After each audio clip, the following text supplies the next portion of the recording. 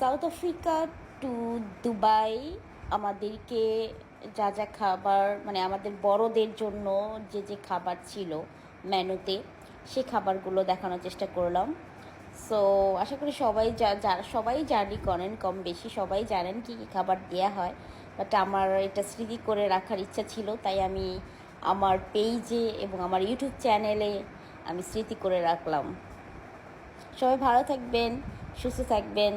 এবং আমি খুবই বিজি, বাংলাদেশে আসার পরে আসছি আজকে 2 দিন, খুবই বিজি। সো ভিডিওগুলো খুব লেট করে আপলোড করা হচ্ছে। এই যে চিকেন এগুলো, এই তো খাবার টাবার সব কিছু। আমার আরাস এই যে কতক্ষণ মোবাইলে খেলে, কতক্ষণ টিভিতে।